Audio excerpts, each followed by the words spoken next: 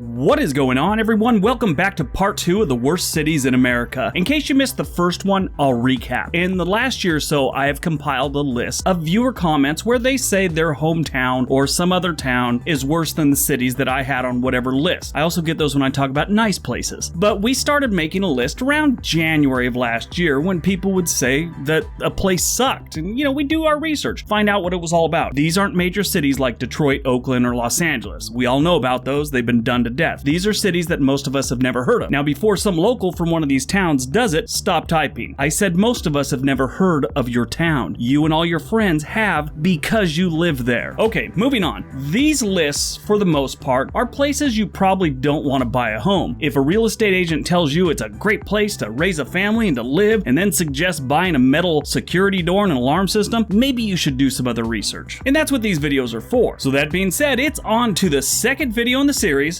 starting with Number 10. Helena, West Helena, Arkansas. The first thing that should tip anyone off about this place is that it's in Arkansas. The good news about Helena, which that's all I'm calling it from now on, is the cost of living is really low, and it's still about 2 hours drive away from Pine Bluff, Arkansas, which is always in the top 10 of places that suck. Helena is the poorest city in the poorest state in the country. Wow, sort of came out swinging with this list, didn't we? The typical household earns about $21,667 a year. That's not even enough money to buy 700 of these horsehead masks. There'll be a link below if you're looking to buy one. The poverty rate in Helena is 42.5%. Lower income areas often report higher levels of crime, and Helena is no exception. Actually, they're excelling in crime. There were about 1,200 violent crimes for every 100,000 residents in this city in 2019. High crime and low-paying jobs are chasing residents out. Over the last 5 years, Helena's population has declined by 9%. Don't move here. If it sucks here and you decide you want to escape and you swim across the Mississippi River, keep in mind Mississippi's right across the way, so you'll probably be having to swim back eventually. Probably as soon as you meet one of the local residents, like at the shore. Number 9. Asbury Park, New Jersey. Population in Asbury Park is just under 16,000 residents. Asbury Park is a relatively poor city along the New Jersey coast. The typical household in the city earns about $39,000 a year. That's about $18,000 less than the typical American household. This is our first coastal city that sort of sucks. Because it's a coastal city, it has a higher cost of living than a place this rundown should have. When you live in a place like this and pay these type of prices, you get that sick feeling in your stomach when you realize what you're paying for and what you're getting. Sort of like when you realize you paid $1,000 for a short sleeve business suit. Asbury Park is located within the broader New York metro area, one of the most expensive regions in the country. Life here is 22.4% more expensive than average. The poverty rate in Asbury Park is 30.4%. 30% of the residents are living in poverty. The city's low income and high cost of living likely contributes to the widespread food insecurity in Asbury Park. The overall crime rate in Asbury Park is 104% higher than the national average. Don't go here. I don't care if Bruce Springsteen used to hang out here. Number 8. Ecorse, Michigan. I talked about Ecorse last year when we did the worst cities in Michigan. Ecorse is one of 3 cities in the Detroit metro area to rank among the worst places to live in the country. Yeah, they're doing real great. One of the poorest cities in the country, Ecorse poverty rate is about 37%. That's more than double the national poverty rate of 14.6%. To top it all off, this was one of the hardest hit cities in the nation during the opioid crisis, which is still kind of going on. Property values are typically a reflection of what the residents can afford, and property value is about $38,000 here. Yeah, for context, the typical American home is worth about $193,000. The overall crime rate in Ecorse is 65% higher than the national average. Go Ecorse. Number 7. Lincoln City, Oregon. Lincoln City is one of the least desirable coastal cities I have ever been to. Miami has the Art Deco look, and Lincoln City has the when debris meets the sea look. That's a very popular look for rundown coastal cities. Lincoln City is where you end up when things didn't work out for you in Portland and you have too many tattoos to move back to Utah. Lincoln City is a cautionary tale. This city has so much potential to be a great tourist city, it's just not. Rarely do people go there to enjoy themselves. They head up to Astoria or Cannon Beach, not Lincoln City. I mean, unless they're trying to buy drugs, then hey, yeah, go to Lincoln City. The unemployment rate in Lincoln City is 42% higher than the national average. If you have a job in Lincoln City, you are probably underpaid because the poverty level in Lincoln City is 56% higher than the national average, and the overall crime rate is 128% higher than the national average. Good job, Lincoln City. Proud of you.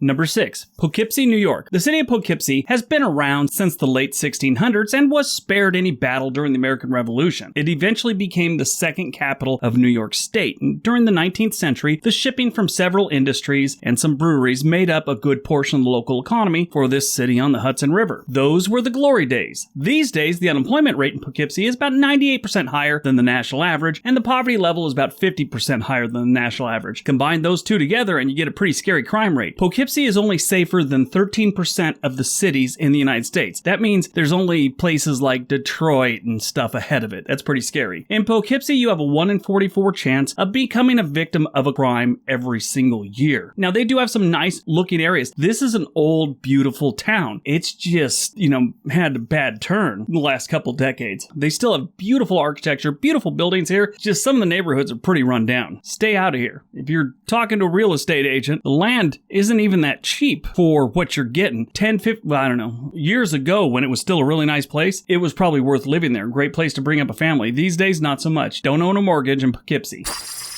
Number 5. Robstown, Texas. Robstown is a small city in southern Texas just west of Corpus Christi. The Texas state legislature officially recognizes Robstown as the birthplace of Texas Hold'em poker. Bravo, Robstown. You got that going for you. Little feather in your cap on that one. Little star on your collar. Robstown is the type of place that often carries the moniker Last Resort. Oh, and it also carries Texas Hold'em birthplace. But Last Resort is usually something that people say when they're referring to Robstown. The city has struggled with a high jobless rate for years. The unemployment rate in Robstown is 89% higher than the national average, and get this, the poverty rate in Robstown is 125% higher than the national average. I bet nobody saw that one coming. Guess what else Robstown has? Did you guess a really cool water slide that all the local kids go to during the summer? If you did guess that, you're wrong. The city has nothing like that. It's weird. Why would you think that? They do have a really big fence that could use a coat of paint. That'll keep you busy for a month or so. Imagine you can talk to someone about painting that if you move there. So that's about all the entertainment you're going to get. Number 4, Washington, North Carolina. What I do know about Washington, North Carolina is in most parts of the city, they have really nice neighborhoods. Makes you kind of wonder where these next stats come from. Washington is safer than only 5% of the cities in the United States. That sucks. While in Washington, you have a 1 in 33 chance of becoming a victim of a crime. They got a whole bunch of other bad stats too, like the unemployment rate here is 76% higher than the national average, and the poverty level is about 46% higher than the national average. So, like we've learned many, many times before, if you got a bunch of broke, out-of-work people, they tend to commit crimes to get by or because they're bored. They need that fence from that one town. They could all just paint it all the time. That fence goes like 2 miles. Really keep them busy, I bet. Number 3, Muskegon, Michigan. Muskegon, like so many other cities in the Rust Belt of the United States, has seen better times. When you talk about Michigan, you always end up talking about Detroit or Flint. Believe it or not, Michigan still has some really nice cities. Muskegon is not one of them. It was once, many years back. These days, it's in desperate need of a new industry with a good amount of jobs. If you are that employer, you might want to call ahead to make sure they actually have enough people to fill the jobs that you might bring to the city. They've been losing residents anywhere from 8% to 4% every decade since the 1950s. Now, why is that? I'll tell you why it is. A, the unemployment rate is 75% higher than the national average, and the poverty rate is a whopping 150% higher than the national average. Now, with those, what we've learned over and over and over again, they got high crime. The overall crime rate in Muskegon is 99% higher than the national average. They're almost at that 100%. Getting close, Muskegon. I'm pulling for you. On top of all the horrible stats, like so many other cities in this area, they have more than their fair share of abandoned buildings. Even this school. I hate seeing schools that are closed and run down. It's like, that's the most depressing thing. To me, it always has been. Maybe it's different for other people, but I mean, I just think of all the kids that had fun and, enjoyed their life there, and all the playing and all the smiling and all the laughing, all the learning. I guess you do learning at schools, but yeah, it's kind of sad when I see that. Number 2, Union City, Georgia. One source claims the town was named for a union of rail lines at a railroad junction, while another version states the name commemorates a farmers' union which was once headquartered here. Either way, the city still sucks. If you look at the news from Union City, it is shooting after shooting, including a gas station security guard getting shot in the leg for asking a dude to leave the property. Seems like a little bit of an overreaction for being asked to leave the property. I've been asked to leave places before. I just leave. It normally goes like this. A girl will say, say, "You need to leave." I respond with, "Fine, I'm leaving, and I'm taking my baby oil and handcuffs with me." She closes the door behind me. End of conversation. The overall crime rate in Union City is 77% higher than the national average, and the unemployment rate in Union City is 70% higher than the national average, which equals out to a poverty rate of about 41% higher than the national average. So they're shooting people, they got no jobs, and they don't have any money. Seems like a common theme in the South.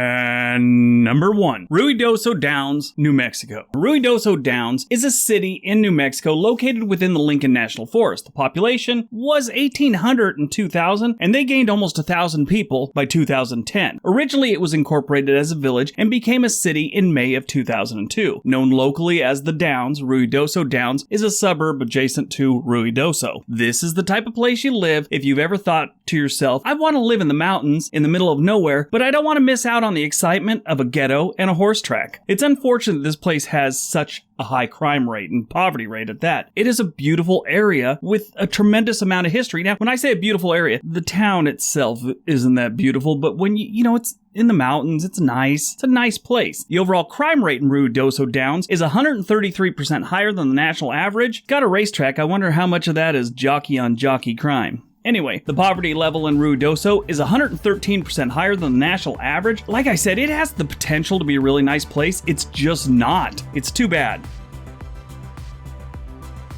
Alright, so that is my list. I hope you guys enjoyed it. I hope you got some information out of it. If you like what we're doing here, please feel free to subscribe. Share this on your social media. Everybody have a great day. Be healthy and be nice to each other.